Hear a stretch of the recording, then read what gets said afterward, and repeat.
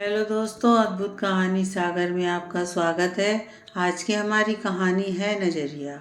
Meeting खत्म करके थकी हारी अपर्णा रात 10 बजे घर पहुंची। बेल पर हाथ रखते ही दरवाज़ा खुल गया और सुकांत की जलती आंखों से सामना हुआ। अपर्णा समझ गई आज फिर सासू माँ की बात सुकांत को लग गई है। बिना कुछ बोले रसोई में जा पानी पी, फिर हाथ मुंह धोने चली गई। तब तक चेहरा धोती रही जब तक आंसू आने बंद न हो गए। कैसी विडम्बना है, स्त्री कितनी भी खटे उसका काम नहीं दिखता, ना कोई उसके लिए सोचता। किसी ने पूछा भी नहीं, तुम थक गई होगी। थकान से शरीर टूट रहा था, चाय पीने की तेज इच्छा हो रही, पर कौन बनाता। रसोई में दोबारा गई, तब रसोई की स्थिति देख घर के महायुद्ध का अंदाजा हो गया। सासू माँ ने खाना बनाया जरूर, पर सारा गुस्सा रसोई पर निकाल अपर्णा का काम बढ़ा दी। कुकर कढ़ाई सब खाली थे, सिर्फ रोटी के डिब्बे में एक रोटी पड़ी थी, जो शायद सबसे पहले बनी थी और नीचे से गीली थी। तभी किसी ने उसे नहीं खाया। चाय बना, उसी रोटी को ले अपर्णा डाइनिंग टेबल पर आ गई। अचार और रोटी खाते उसका मन विद्रोह कर उठा। बच्चों की सोच अपने विचारों को लगाम दे अपर्णा बेडरूम में गई। सुकांत अभी सोए नहीं थे।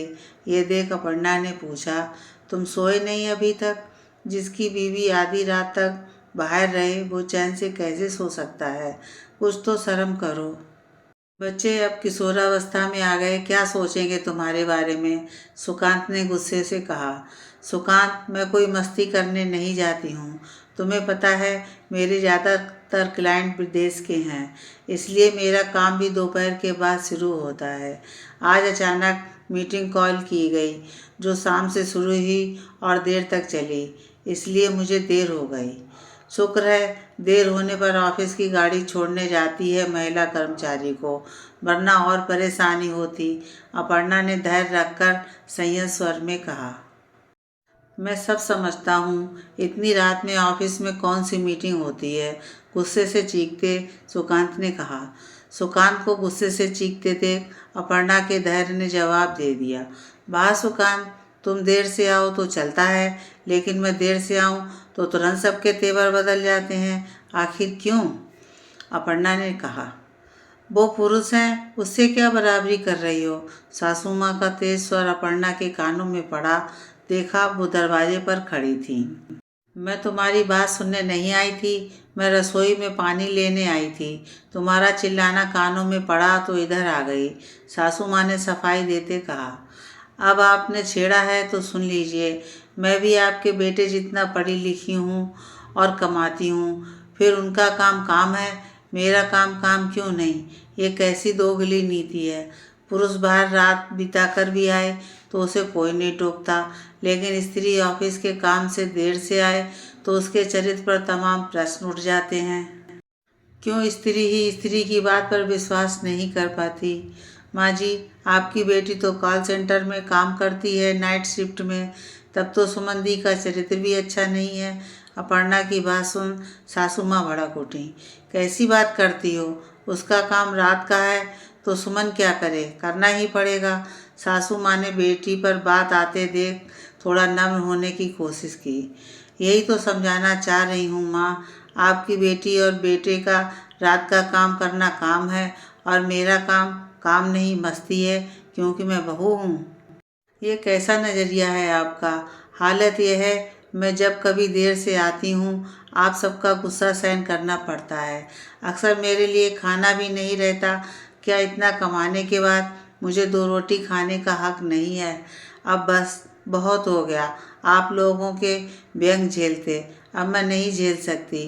कब तक सफाई दूंगी मैं? और क्यों, स्त्री हूँ तो कोई कुछ भी नहीं बोल सकता है ना? ये हक किसी को नहीं दूंगी मैं। कल मैं त्याग पत्र दे दूंगी, अपर्णा ने गुस्से से कांपते हुए कहा।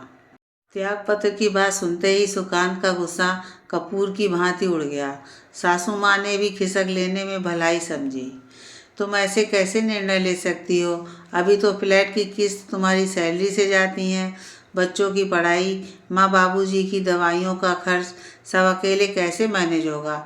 सुकांत परेशान होकर बोला। ये आपका काम है, मेरा नहीं। अब तक मैं तमाम परेशानी झेलकर आपको सहयोग दे रही थी। अब आराम से घर में रहकर रोज रोज की किचकिच से तो बच सकती हूँ, अपर्णा ने आराम से लेटते हुए कहा। समझ गई, माँ बेटे की बुद्धि ठिकाने आ गई। कभी कभी आवाज़ उठानी भी पड़ती है।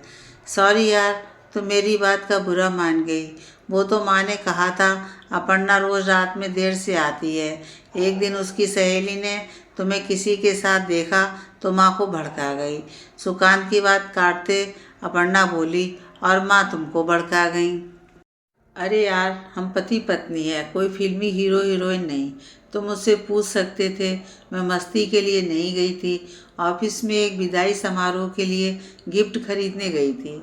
हमारे 2 बच्चे हैं, हम उनकी परवरिश और घर की ज़रूरतों की वजह से नौकरी कर रहे हैं।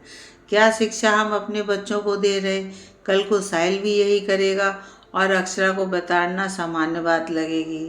तुम ठीक कह रही हो अपर्णा, मैं भटक गया था।